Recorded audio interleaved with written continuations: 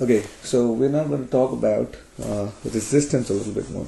All right. So what we know is that devices have resistance. The reason they have resistance is because as the electrons flow through the device, okay, they are colliding against these. Let's say that these blue things are all the atoms.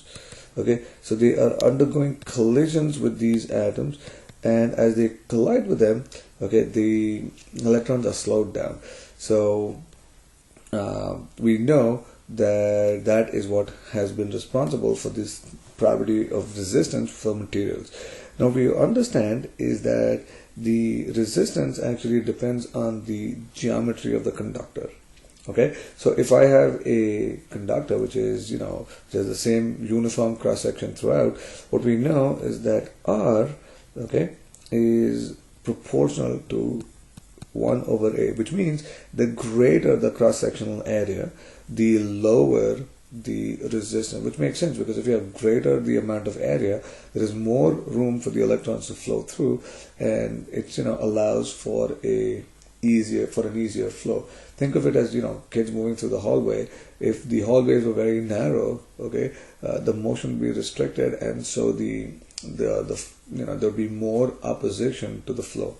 Okay, and then we also know is that this is directly proportional to the length of the conductor as well. So the longer the material, the greater the resistance. And this again, think of it as the longer the hallway, the more resistance you feel as you keep moving through.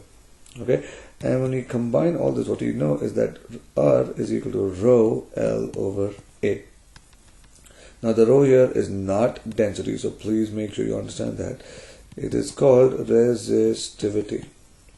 Okay, it is a property of the material. It is measured in units of ohm meters. Okay, and different materials will have different values of resistivities.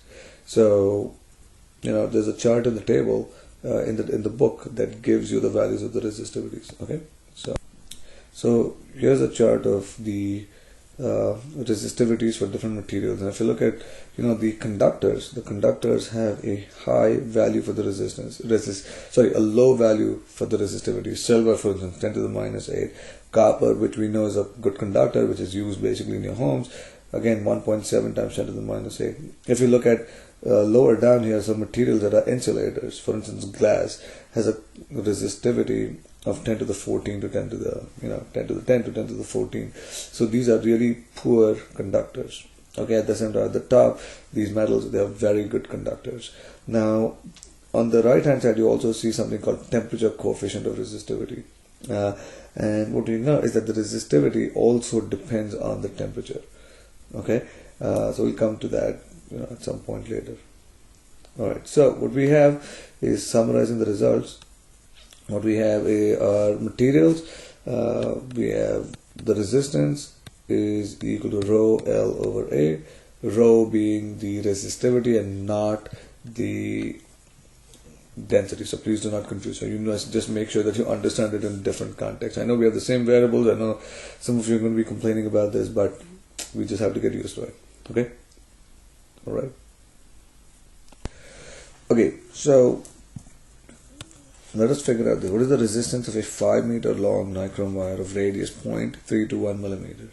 Okay, so we'll use our formula R equals rho L over A, rho being the resistivity, to figure this out. Okay, we know the length, we know the area.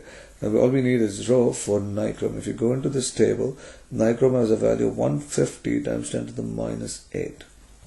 Okay, so it is 150 times 10 to the minus 8 multiplied by L, which is equal to 5, divided by, now when we say radius, what you're saying is that the wire itself is, it's like a cylindrical tube. The cross-sectional area the cross-section of it is a circle of radius 0.321. So the area will be pi times 0.00321 square. Okay, so let's figure out this value. Just use your calculators, see what you get. We end up getting 23.1 ohms for the resistance. And once you know this, you can figure out the current and all those things.